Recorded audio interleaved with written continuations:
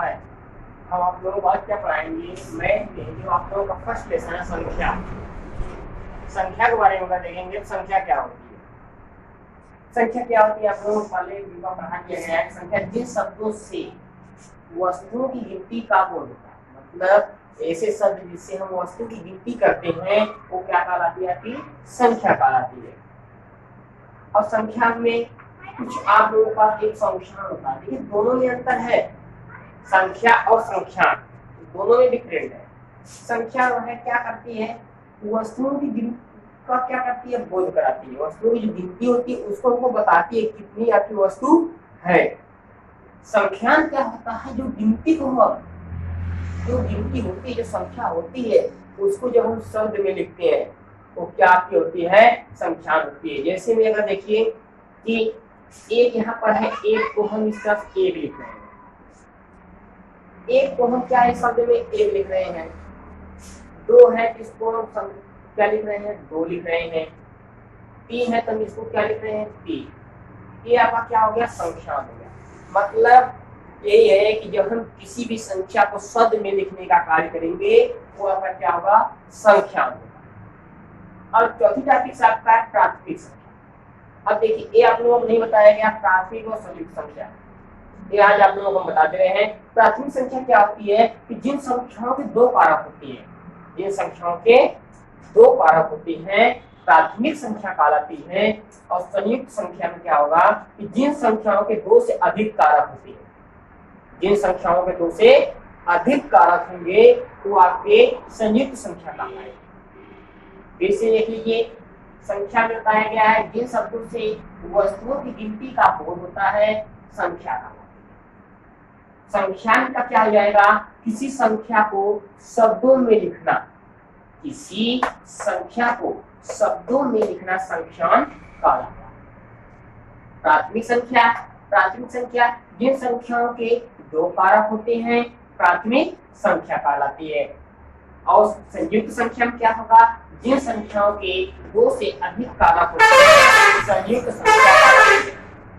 मतलब जिन संख्याओं के दो से अधिक कारक होंगे वो आपकी संयुक्त संख्या कहलाएगी। अब इसका एग्जाम्पल अभी हम आप लोगों को बता दे रहे हैं कि आपकी प्राथमिक संख्या क्या होती है और संयुक्त संख्या का एग्जाम्पल हम आप लोगों को बता दे रहे हैं। चलिए देख लीजिए दोनों का एग्जाम्पल, दोनों की एग्जाम्पल क्या होती है।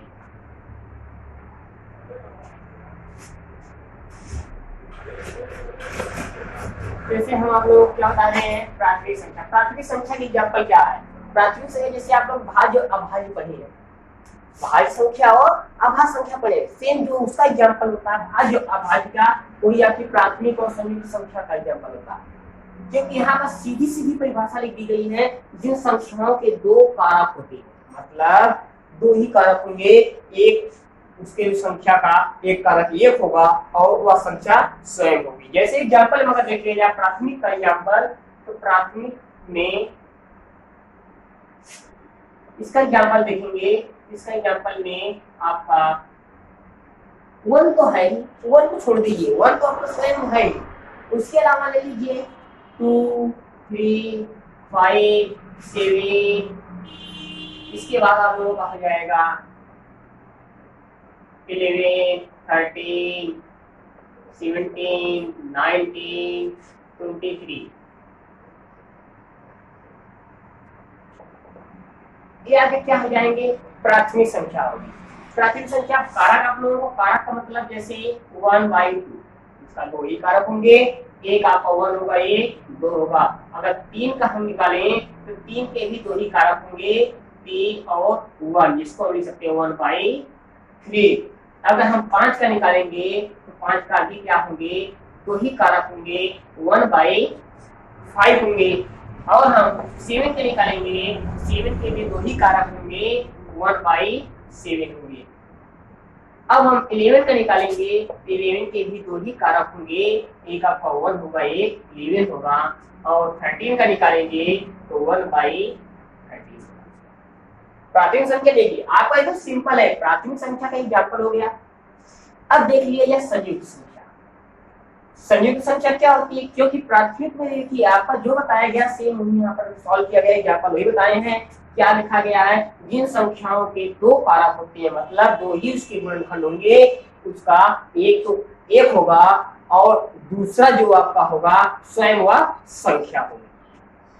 संयुक्त में क्या होगा, जिन संख्याओं के दो से अधिक कारक होते हैं, मतलब जो ऐसी संख्या होगी जिनके दो से अधिक कारक होते हैं, संयुक्त संख्या कहलाती है। जैसे अब इसका एग्जांपल देखेंगे, देखिए इसका एग्जांपल क्या होगा।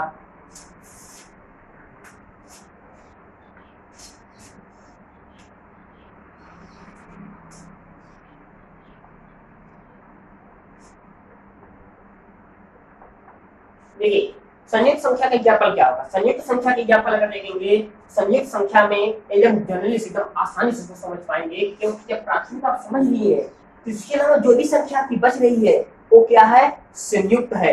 कैसे है ये देख लीजिए, 3 के बाद आपका 3 और 5 के बीच में 4 बचा है, 5 और 7 के बीच में 6 बचा है, इसके बीच में आपका 9 है और 10, इनके बीच में 12 है,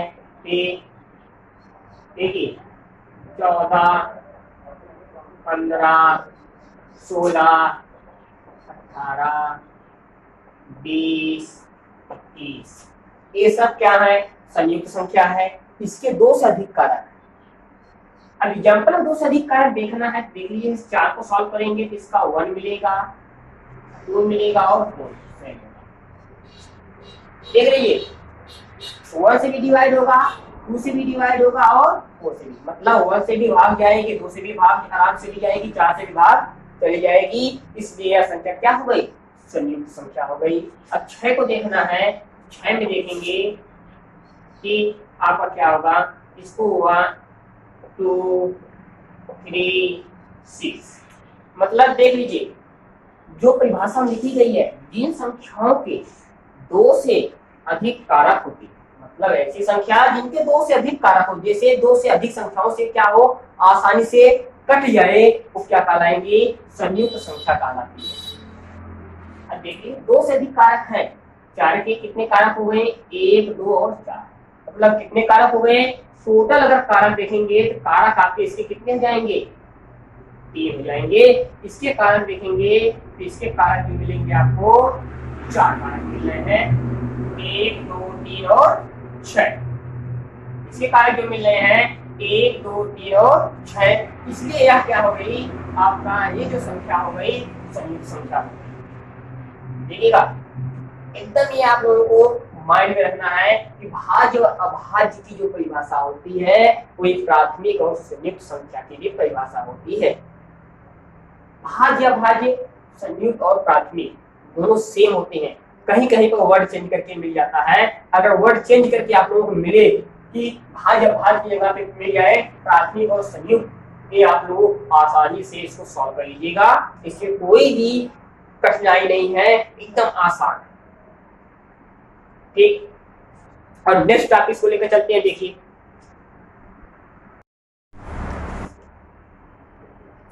देखिए अब आप लोगों को बताएंगे संख्या का प्रकार, संख्या कितने प्रकार होती है। अगर देखेंगे संख्या आपके बहुत से प्रकार की होती है, लेकिन मेन रूप से आप लोगों को पढ़ना होता है 9 प्रकार। मेन से जो संख्या आप लोगों को पढ़नी होती है 9 प्रकार की होती है। देखेंगे पहली जो आपकी होती है प्राकृतिक संख्या, दूसरी पूर्ण संख्या होती है, तीसरी जो होती है पूर्णांक संख्या, चौथी आपकी परिमेय, फिर अपरिमेय, भाज्य संख्या और संयुक्त संख्या। भाज्य संख्या और संयुक्त संख्या, इसके पहले संयुक्त संख्या की परिभाषा बता चुके हैं, सेम वही भाज्य संख्या की भी परिभाषा होगी। अब नेक्स्ट आपका जो है अभाज्य संख्या और प्राथमिक संख्या। अभाज्य जो प्राथमिक संख्या की परिभाषा बता चुके हैं, सेम वही परिभाषा आपकी होगी अभाज्य संख्या की। जो आप लोगों की प्राथमिक संख्या की परिभाषा होगी सेम वही अभाज्य संख्या की परिभाषा होगी। और नेक्स्ट आपका है सम संख्या और विषम संख्या। देखेंगे टोटल मेन आप लोगों के 9 पढ़ने होंगे। 9 में क्या है, प्राकृतिक संख्या देखेंगे।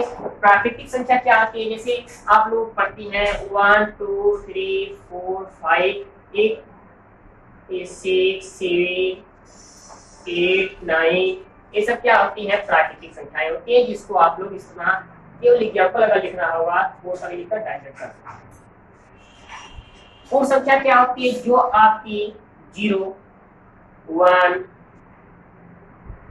2 3 ये सब क्या होती है? पूर्ण संख्याओं में आती है, क्योंकि प्राकृतिक और पूर्ण संख्याएं आपकी क्या होती है? डिफरेंट होती है। ये ध्यान दीजिएगा, प्राकृतिक और पूर्ण संख्याएं जो होती है डिफरेंट होती है। प्राकृतिक संख्याओं में 0 नहीं होगा और पूर्ण संख्याओं में 0 होगा। लेकिन पूर्णांक क्या होते हैं? पूर्णांक और भी चेंज होगा, क्योंकि पूर्णांक आपका ऋणात्मक भी होता है और धनात्मक भी होता है। ये ध्यान दीजिएगा कि पूर्णांक जो आपके होते हैं ऋणात्मक भी होंगे और धनात्मक भी होंगे। कैसे होंगे?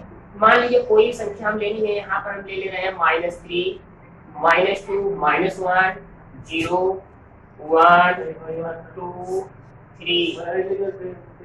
ये सब क्या आपकी हो जाएंगी? पूर्णांक संख्या होगी। जो भी आप लोगों का ये है कि ऋणात्मक और धनात्मक सेम नहीं बोले हैं। जो भी आपकी पूर्णांक संख्या होगी ये आपकी ऋणात्मक से होगी, ये जाएगी धनात्मक। मतलब ऋणात्मक में आपकी अनंत भी हो सकती है, धनात्मक में भी अनंत हो सकता है। अब परिमेय संख्या एकदम सिंपल होता है, जिसे हम P/Q के रूप में लिखते हैं। वो क्या होती है?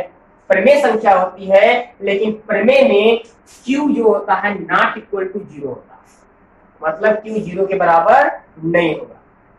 ये ध्यान देना है कि परिमेय संख्या जो भी होगी इसे हम P/Q के रूप में लिखेंगे, लेकिन Q जो होगा नॉट इक्वल टू 0 का मतलब Q आपके 0 के बराबर नहीं होना चाहिए। P आपका क्या होगा? 0 हो सकता है, लेकिन Q 0 नहीं हो सकता। इतना ध्यान देना है, क्योंकि अगर हम 1/0 करेंगे इसकी जो वैल्यू हो जाएगी इनफिनाइट, अनंत हो जाएगी। इसकी कोई भी वैल्यू निश्चित नहीं हो पाएगी। अगर यहाँ 0/1 करेंगे तो इसकी वैल्यू आपकी 0 हो जाएगी। इसीलिए आपकी Q की वैल्यू क्या होगी? 0 नहीं होनी चाहिए। और अपरिमेय संख्या का मतलब जैसे हम क्या ले लें? कड़ी में 2, कड़ी में 3, कड़ी में 5, कड़ी में 7, कड़ी में 11, ये सब क्या है? आपकी अपरिमेय संख्या। क्योंकि इसको अगर सॉल्व करेंगे तो ये आपके पूर्ण रूप में प्राप्त नहीं हो पाएंगे। जब ये पूर्ण रूप में प्राप्त नहीं होंगे ये सब क्या होंगे? अपरिमेय हो जाएंगे। क्योंकि आपकी पूर्ण संख्या अगर प्राप्त होती तो आप परिमेय हो जाती, और पूर्ण संख्या प्राप्त नहीं हो रही, इसलिए अपरिमेय है। अब भाज्य में तो बता दिया गया, जो संख्या अपने से डिवाइड हो ही अन्य संख्याओं से भी कट जाए वो क्या होगी? भाज्य होगी। जिसके हम परिभाषा बताए हैं इसकी संयुक्त संख्या की। संयुक्त संख्या की परिभाषा ये बताए हैं कि ऐसी संख्या जिसके 2 से अधिक कारक होते हैं, मतलब ऐसी संख्या हो जिसके 2 से अधिक कारक हो वो क्या कहलाएगी? संयुक्त संख्या या भाज्य संख्या कहलाएगी। अब अभाज्य संख्या प्राथमिक संख्या के देखेंगे।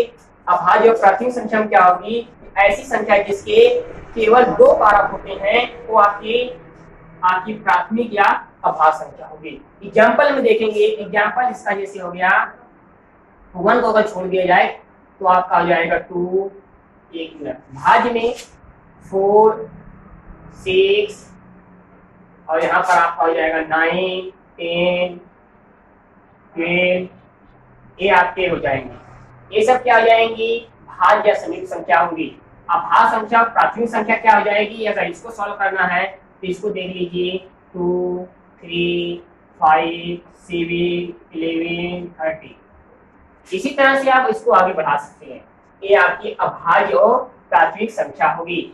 अब सम संख्या मतलब जो 2 से डिवाइड हो जाए, 2 से कट जाए वो सम संख्या होती है। अब विषम संख्या का मतलब जो 2 से ना कटे वो विषम संख्या होती है। जैसे एग्जाम्पल लेंगे तो 2, 4, 6, 8, 10, 12, 14 ये आपका चला जाएगा। और विषम संख्या में हो जाएगा कोई आपका एक भी विषम हो जाएगी। इसके बाद 3, 5, 7, 9, 11, 13, 15, 17, 19। इसके आगे आप बढ़ सकते हैं। ये क्या हो जाएगी? विषम संख्या आ जाएगी। संख्याओं में देखा जाए तो हम संख्याओं में बता दिए हैं कि संख्या निम्न प्रकार की होती है। कौन सी? प्राकृत संख्या, पूर्ण संख्या, पूर्णांक संख्या, परिमेय संख्या, अपरिमेय संख्या, भाज्य संख्या, अभाज्य संख्या, सम संख्या और विषम संख्या। प्राकृतिक संख्या में जैसे हम बता दिए 1 2 3 4 5 6 7 इस तरह से आप देखेंगे तो क्या हो जाएगी, प्राकृतिक संख्या हो जाएगी। पूर्ण संख्या जो हो जाएगी 0 1 2 3 4 5 करेंगे। अब ये जो होती है टोटल केवल 9 तक ही होती है, इतना ध्यान दीजिएगा। पूर्ण संख्या केवल 9 तक ही आपको लेकर चलना है, इसके आगे नहीं लेकर चलना है, क्योंकि ये आपका 8 9 इसी सारी संख्याएं बनाई जाती है। सेम संख्या अगर देखेंगे तो इसी से बनाई जाती है। इसके आगे भी अगर आप बढ़ाना चाहें तो बढ़ा सकते हैं, लेकिन प्राकृतिक संख्या 1 से 9 तक ही आपकी होगी। जब भी प्राकृतिक संख्या देखेंगे इसे 1 से 9 तक ही आपकी होगी, इसके आगे नहीं होगी। अब देखिए पूर्णांक क्या है, पूर्णांक बताए हैं कि ऋणात्मक से धनात्मक होता है। जैसे एग्जाम्पल में ले लिए -3 -2 -1 0 1 2 3, ये आपसे क्या होगा, ऋणात्मक से जा रहा है धनात्मक तक, वो अनंत ऋणात्मक से अनंत धनात्मक जो संख्या होती है वो आपकी होती है पूर्णांक संख्या। और परिमेय संख्या, परिमेय संख्या का मतलब है p/q के रूप में जो हम लिखते हैं, जो संख्या हम p/q के रूप में लिखे लेकिन इसमें q not equal to 0, q 0 के बराबर ना हो, वो संख्या आपकी होगी परिमेय संख्या। अपरिमेय संख्या जैसे कर्णिक 2 कर्णिक 3 कर्णिक 5 कर्णिक 7 और कर्णिक 11, इस तरह की जो संख्याएं होती है जिसको हम पूर्ण रूप में नहीं कन्वर्ट कर सकते, परिवर्तित नहीं कर सकते, वो आपकी होगी अपरिमेय संख्या होगी। अब भाज्य संख्या जो संयुक्त संख्या जो क्या हो, स्वयं से तो विभाजित हो, अन्य संख्या से भी विभाजित हो जाए, वो क्या होगी, भाज्य या संयुक्त संख्या होगी। अभाज्य संख्या या प्राथमिक संख्या मतलब जो संख्या स्वयं से विभाजित हो वो क्या होगी, अभाज्य संख्या होगी। सम संख्या जो संख्या 2 से विभाजित हो जाए उसे सम संख्या कहते हैं, और ऐसी संख्या जो 2 से विभाजित ना हो उसे हम विषम संख्या कहते हैं।